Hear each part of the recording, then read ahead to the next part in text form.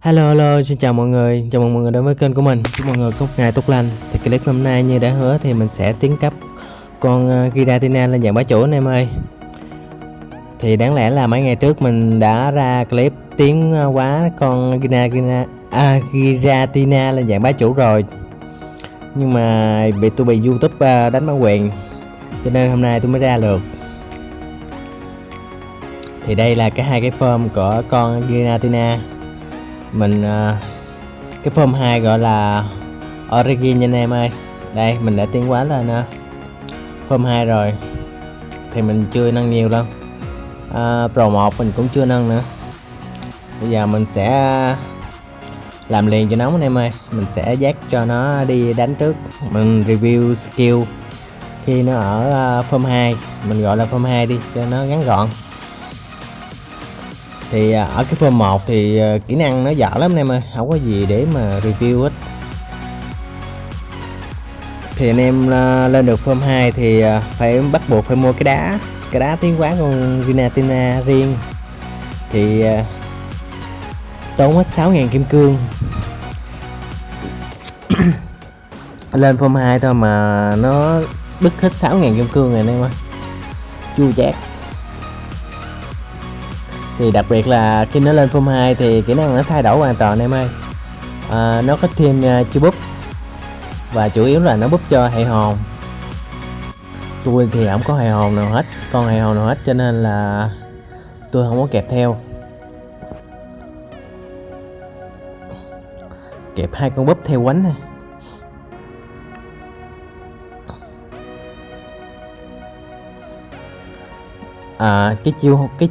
Cái chiêu 3 nó cũng khác anh em ơi. Khi sử dụng là nó kiểu như nó có gai ở dưới đất trồi lên á, cũng đẹp lắm nha. Nhìn nó đơn giản mà nó rất đẹp. Chiêu hệ rồng giống như là sư tử rống vậy em. Mà anh nãy tôi bê càng ngu rồi em ơi, đáng lẽ phải hốt con Uno trước. Ý giờ bị con đá khô nó thiêu đốt. Ok không sao. Giờ mình sẽ đi tỏa sáng với tiến cấp bá chủ luôn.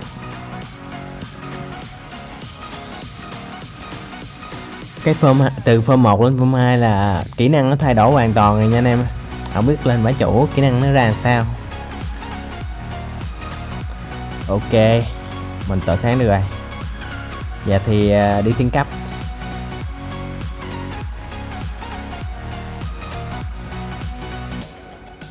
Thì tạm thời tôi cũng chưa có nâng gì nhiều anh em ơi.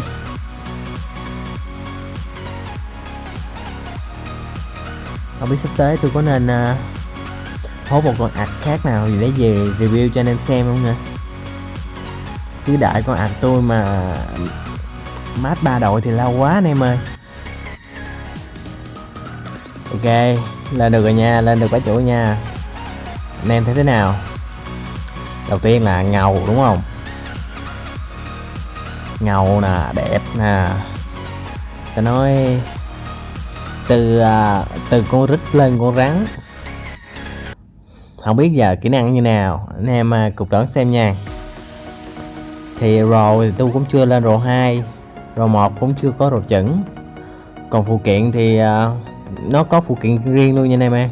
Phụ kiện chuyên chứ, phải gọi là phụ kiện chuyên, mà không phải một cái mà tới 2 cái phụ kiện chuyên nè. Một cái là về đam rít, tăng đam rít, một cái là tăng will kill. Thì tôi ở đây tôi có cái cộng 5 tăng đam rít, nhưng mà thôi mình lấy cái móng fit đi, hồi BK cho nó hiệu quả xíu. Ok, bây giờ tôi sẽ đi bận sao ước vô rồi đi review skill. Mình đánh nhanh rút gọn luôn em ơi. Mình thì không có hệ hồn, con nào hệ hồn hết. Con này là búp cho hệ hồn mà tôi không có con nào hệ hồn hết. Anh em nào chơi Macedo hay là con Lunala, con mặt trăng anh em, thì anh em mang theo búp. Mình thì không có, mình cho nó đi lẻ luôn nha. Mình là cho nó làm đam chính mà. tương lai thôi, chứ bây giờ thì chắc chưa được anh em ơi, giờ nâng để đó. Đầu tiên là Q búp anh em ơi, tăng 100% uy lực Q và 50% thủ. Tất cả Pheta rơi vào được nhận hiệu quả Q body. Không biết là Q body đại như thế nào, không biết nữa. Thì búp Z nó ngon hơn cái là anh em, nó cũng giống vậy nhưng mà nó tăng mạnh lượt hành động, là có thể là anh em có khả năng có phần trăm anh em đi thêm được 1-2 lượt nữa, rất ngon nha. Anh em đầu vô là anh em nên búp Z luôn. Thì nó ngon hơn cái nữa là nó lên bá chủ, nó cái chiêu búp này nó cũng gây sát thương nữa anh em ơi. Búp thường là quy lực 20, còn búp Z là lên được 40 anh em. Đấy, rất đẹp nha. Tiếp theo là kêu hồn đi, là sát thương được tăng 30%, và khi bạo kích thì bản thân được rơi vào trạng thái Shadow Force. Có nghĩa là anh em đánh được bạo kích thì anh em chui vô cái không gian đó gọi là Shadow Force anh em ơi. Đấy, cái này không bạo kích cho nên là không lặn được nha, không rơi vào trạng thái Shadow Force được. Q nó đơn giản mà nhìn lực anh em ơi, nó có gai trồi lên nó biến mất rồi, kiểu như nó tấn công skill nó giống như có gai ở dưới đất trồi lên giống như kia, nhưng mà nhìn nó lực hơn, nó nhanh hơn. Còn Q hay rồng thì sẽ tăng tỷ lệ bạo kích với phần trăm chính xác nha anh em ơi. Tỷ lệ trúng tăng 100% tỷ lệ bạo kích với tăng tỷ lệ trúng nha. Thì con này tôi nghĩ là không, riêng con này thì anh em có thể có một combo riêng luôn nha. Có nghĩa là đầu tiên anh em sẽ bóp Z, anh em sẽ dùng chiêu hệ rồng, rồi anh em sẽ bam skill hệ hồn với nộ, thì rất là hay. Con này có một cái combo gọi là rất là hay nha. Thì tôi chưa review siêu cuối nữa. Cái chiêu bóp rất đẹp nè em, kiểu như có mấy cái hồn nó bay bay nè, nhìn kiểu nó ma mị, nhìn kiểu nó quyền bí, nó ma mị ha. Ô nọ sấm sét đã không.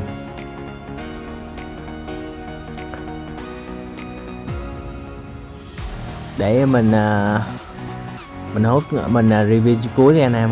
Đây, nó cũng giống chiêu 1 mà kiểu như nó gọi là tên gì ta, nó chất lượng nó nhiều hơn. Tôi không biết dùng cái gọi là cái từ nào để diễn tả thôi.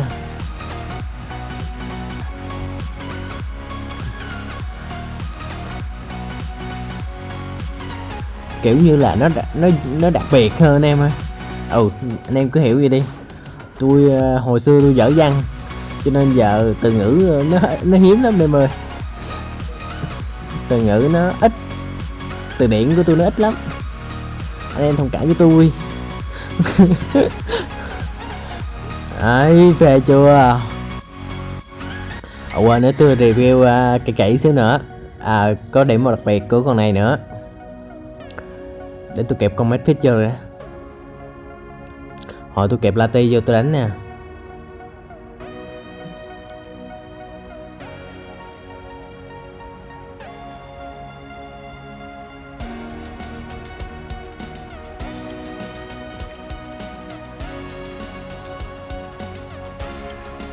Uno nữa anh em ơi, không sao, quất luôn. Con này đánh Uno hơi chua nha anh em ơi. Ok, lấy tỷ lệ trúng đã với tỷ lệ bạo kích. Tôi hốt luôn con này nha, hốt luôn con Lati bên kia đi. Tại sao anh em tôi hốt luôn con Lati bên kia, tại vì nó thôi để cái trận sau thì đằng sau tôi review kỹ hơn. Trận này nhiều búp quá. Nhiều quốc quá tôi nói anh em. Đấy con anh em thấy cái hình Levitas của hình cuối á, cái hình cuối của Uno kìa, anh thấy em thấy không? Thì khi mà bên địch có cái hình đó thì nó sẽ biến team địch thành hệ hồn. Ủa sao nó không tạo ra sát thương các chế nhờ?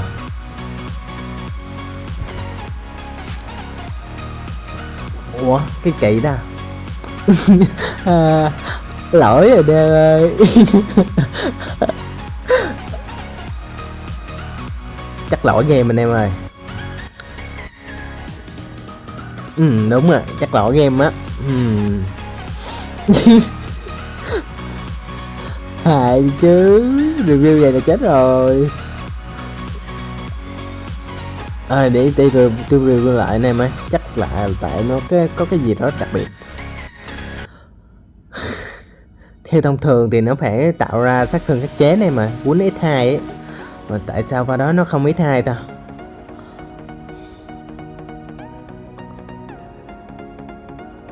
Ngộ nhờ. Không sao, mình làm lại. Đầu tiên vẫn tăng tỷ lệ trúng này mày. Ôi con quài nó đóng ăn tôi, để tôi hốt nó. Tôi hốt nó trước. Hốt luôn em quài nha anh em ơi. Hốt quài trước. Để hồi nó bắn băng hồi ải trẻ luôn. Còn siêu tí đàm. Mà công nhận kêu cuốn nó đã thiệt anh em.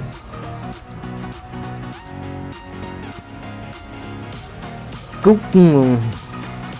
Tiếp theo là em lách nha. Cái hình lại với tắt anh em. Đấy.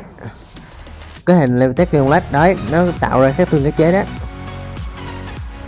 Rồi đi luôn người anh em ơi. Con này thì nó sợ hơi băng. Hơi băng nó quýnh nó tới x4 mà.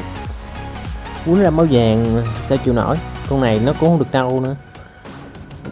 Giờ tôi kẹp bóng điện vô, tôi phục thù rồi.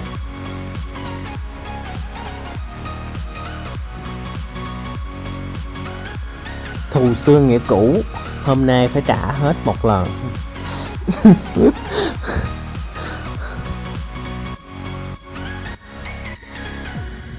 Mình hơn là chiến, mình hơn tới 1 triệu mấy lần, 1 triệu 6 lần anh em. Ok. Đấy, con quay cũng đang bị sát thương các chế nha. Con quay nha anh em ơi. Giờ thì nó qua con Uno rồi. Ok, tôi hốt con Uno luôn. Một phát má phê chưa anh em ơi. Nó đơn giản mãnh lực. Còn con quay thì không tính tiền. Chịu nổi cú nộ đó là chỉ từ khi nó bị né hết thôi anh em ơi. Đúng rồi. Con Ginatina này sợ nhất là đụng tem né nữa anh em. Đụng quái dập biển cả thì thôi xong luôn á. Kiểu như là tỷ lệ trúng thấp là xong luôn. Là anh em không rơi vào trạng thái Shadow Force thì nằm thôi. Con này khá là giấy.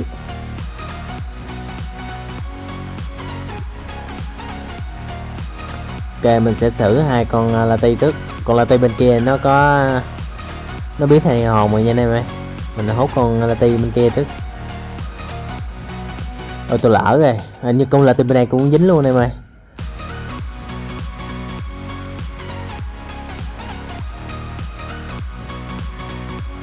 Ok, ngon lành.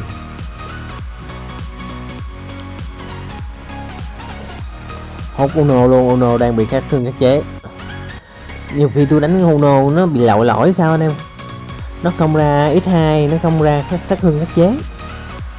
Hình như Uno nó có một tính năng gì đó chắc. Ok, lần này thì nó ra nổi sấm sét chết luôn con bóng điện. Nó ngộ ta. 3 hồi ra 3 hồi không anh em ơi.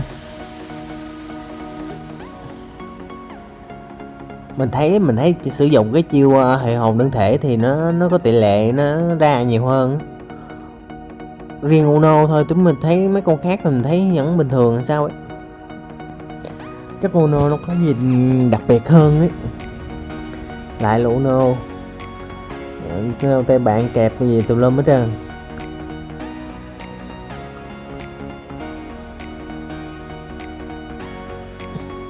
Hốt con bóng điện trước, một hit một.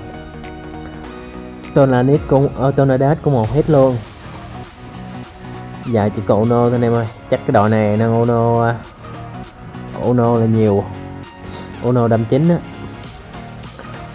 không phải Uno đâm chính mà kiểu như Uno nâng hơi bị trội hơn hai con kia nhiều quá nè.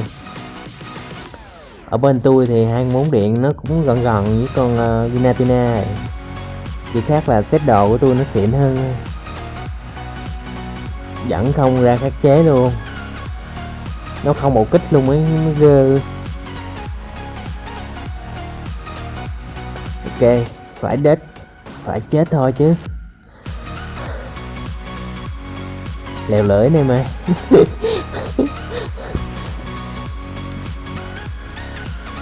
Coi mình sẽ kiếm cái kèo nào mới không mình review cho anh em xem, chứ nãy giờ đủ Uno không à.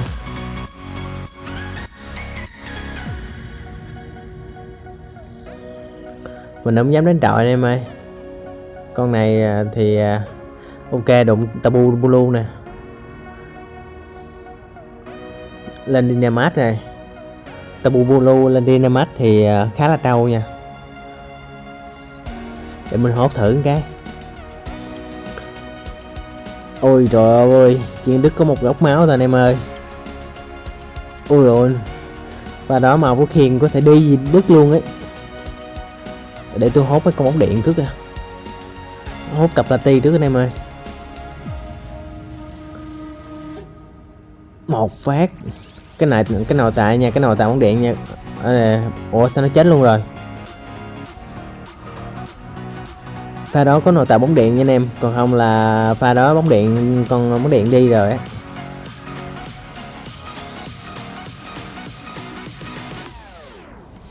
Ok, tôi sẽ giết con Lati này xong rồi mình sẽ dòm đam vô con Tabu sao.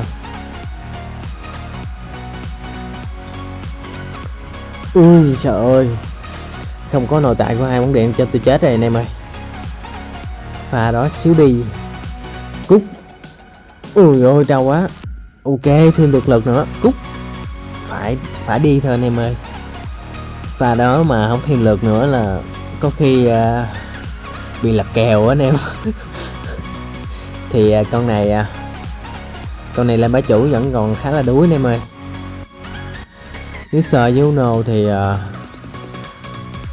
khá là khoai anh em ơi. Con này mà nếu sờ với Uno, nếu Uno 10 điểm nha, thì con này chỉ được khoảng 7-8 điểm thôi. Nếu anh em chơi đam chính con này thì anh em phải nuôi cực kỳ nhiều luôn nha. Thì con này được cái là skill đẹp, độc đáo. Anh em có chơi thì cứ chơi anh em ơi. Thì clip của mình đến đây cũng kết thúc rồi. Hẹn gặp anh em ở những clip tiếp theo nha. Thì bye bye.